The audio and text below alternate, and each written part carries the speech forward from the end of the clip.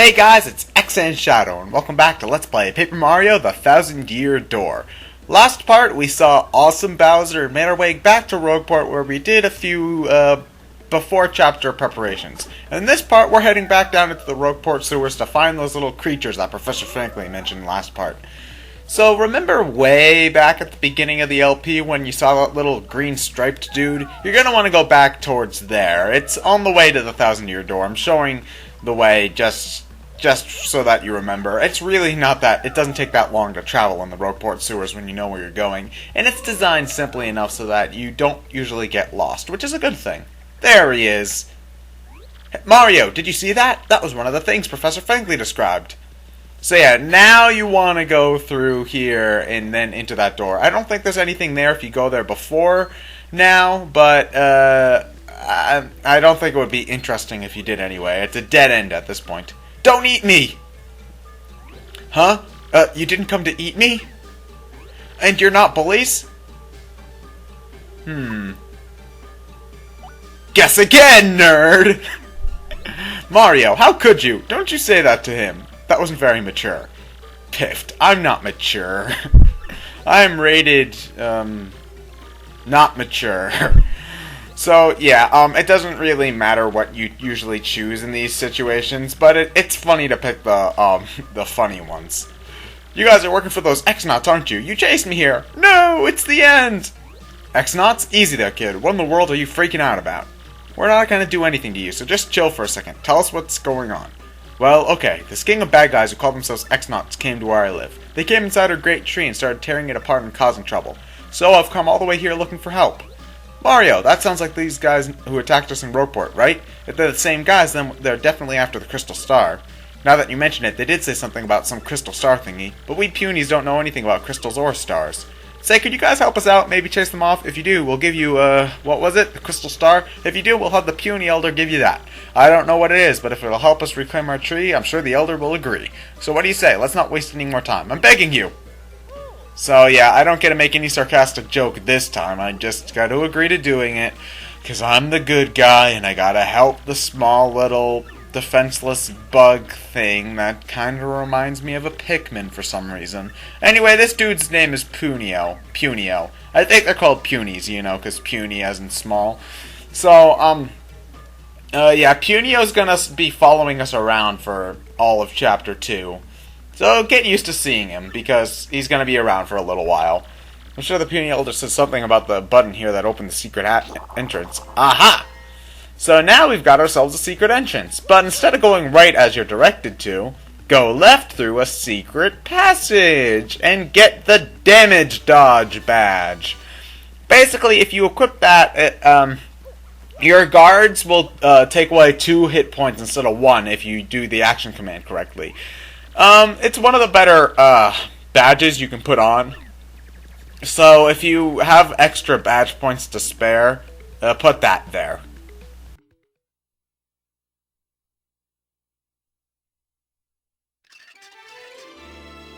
Chapter 2: The Great Boggly Tree.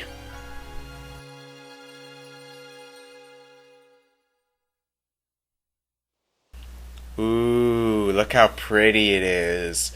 I really love the visual design of this area. This is the Boggly Woods, just in case you know. I'm just gonna say, first off, I love black and white. Black and white in color just sort of clashing. I love that visual aesthetic. I think it just looks great, and it gives everything a very unique feel. And since this level is pretty black and white themed, I love it. I love the way this place looks. It's so gorgeous. So yeah, I mean, Paper Mario 2 isn't exactly a graphical powerhouse, but I love the visual design.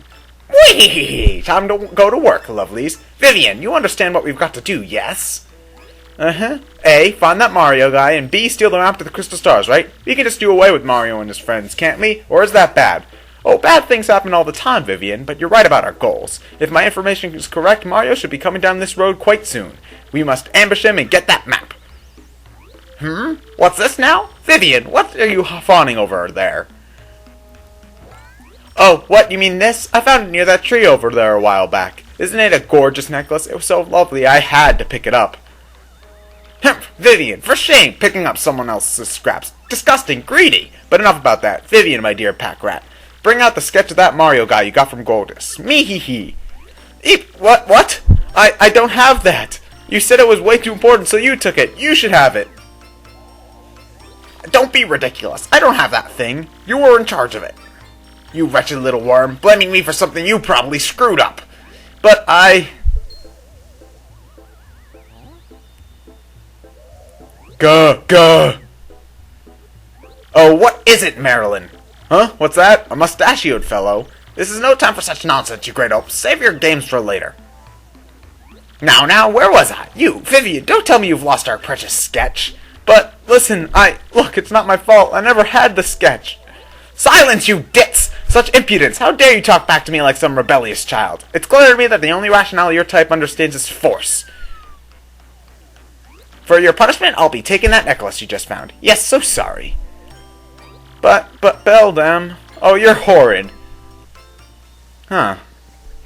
They obviously don't seem like much of a threat, you know, internally bickering with those stupid-looking matching hats. Yeah, I know they're supposed to... Well, actually, technically, we shouldn't know that they're supposed to be beating us up, but... They don't seem like the most threatening fellows. Anyway, new enemy time! Ooh, even the enemies are black and white. It's awesome. It's like we jumped right back to the 1940s. Sweet. Anyway, these are pale piranhas. They act pretty similarly to the Piranha Plant enemies from Paper Mario 1.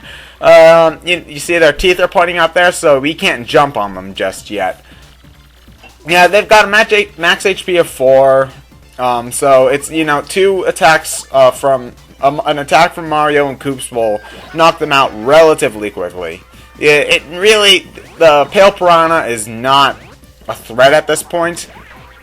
That Cleft right there is a threat. Clefts are an enemy, I'm pretty sure, exclusive to the Paper Mario franchise. Pretty much, their shtick is that they've got lots of defense, but also spikes on their head. So you're pretty much going to either need to A, use an item, or B, use a power smash to take them out. However, I can kill 2 birds with 1 stone, because I've got a power block.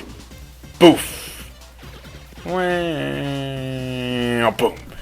Another thing about the set, the way the set's arranged, some things will affect some characters and some won't. Like, for example, that tree was only on the enemies, so if it fell, it would have only hurt the enemies, and it wouldn't hurt us. Which is always good, because I don't like getting hurt. Oh yes, and over there, honey syrup. If I haven't explained that before, honey syrups will restore 5 flower points. Sorry. Yeah, I mean, you can skip battles if you want to, but I recommend fighting a majority of them, at least the first time through. On backtracking, you can skip as many battles as you want, but your first time through an area, I recommend fighting each battle at least once, just so that you get enough experience to get through. I mean, this game is designed so well that you'll never need to level grind once. But, you know, you're going to need to level up eventually. So I recommend just doing, like, one battle with each enemy group per area, and then that's usually good enough. So anyway, now we have to head to the background, because that's where the great tree is. Let's go! Jump. Ooh. So we walked into the tree in the background, but we're only near the tree in the actual area. Huh. Hey look, there's a door on it. That doesn't match at all with how it looks. Inner fashion sense is burning. Oh no, what's the matter? Well, take a look. This door wasn't here before. Someone just installed it, and I can't open it. I thought I could finally save everyone. I'm a fool. Hey, don't take it so hard. It does look sturdy, though. What do we do now? Oh,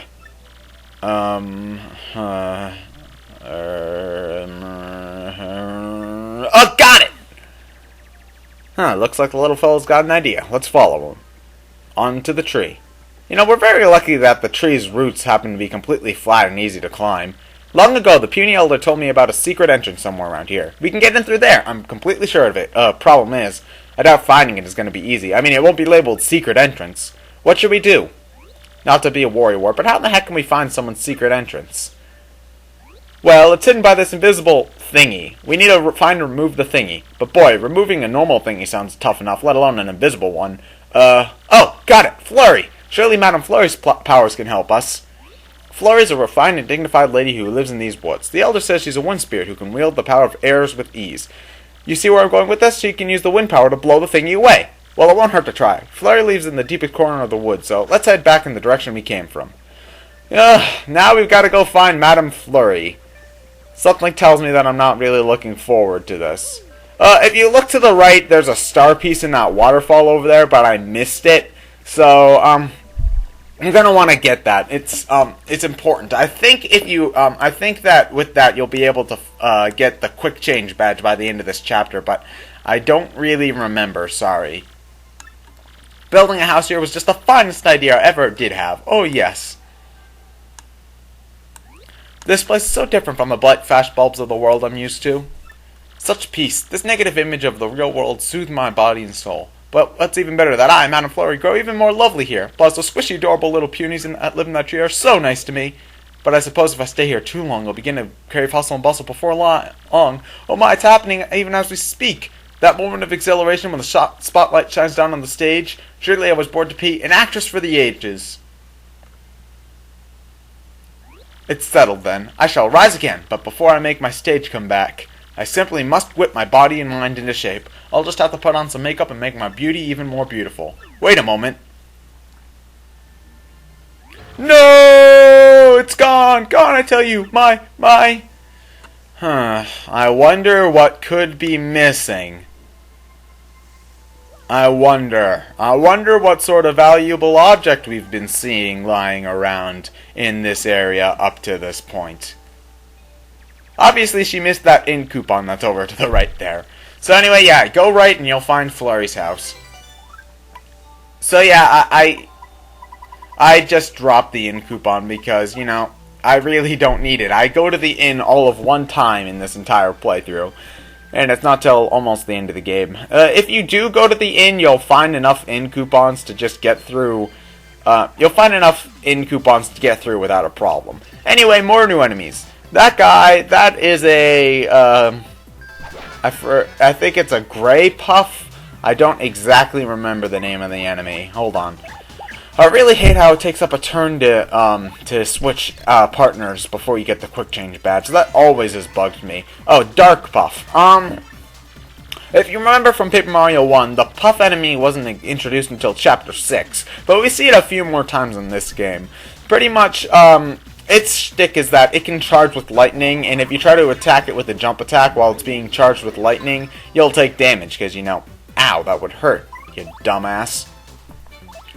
But, the Puff enemy, the Cloud enemies, they're really not that big of a deal most of the time. They're not that big of a threat, especially, and at this point in the game, their HP is so low that you can take them out pretty quickly. And later in the game, when they have more HP, or they have the sort of charge moves with the lightning attacks, you're able to take them out relatively easily too, because you have the abilities to deal with them more, better.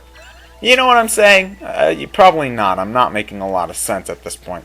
Anyway, there's a secret passage in the, wall there, so now you gotta walk in the back here. I didn't even know that was there. That was something I found by accident, just jumping around like a moron. And if you press that button, that pipe grows, allowing us to use the, the paper airplane panel, in order to get across. Also, to the left of the paper airplane is another shine sprite, which we're going to want, because we want to get all of those. So just use Coops if you can get your depth perception right, and you should be able to get across without any trouble whatsoever. It might take you a few tries to get this paper airplane right, because I know there are people who do have trouble with the paper airplane-ing, but I never really have much problem with it, so I can usually get across pretty fine. So, yeah, that's about it for this part. Next part, we meet Madame Flurry herself. Look, there, in the distance. That's what I was talking to you about. Flurry's place. Anyway, I'm ExandShadow, and I'll see you guys later.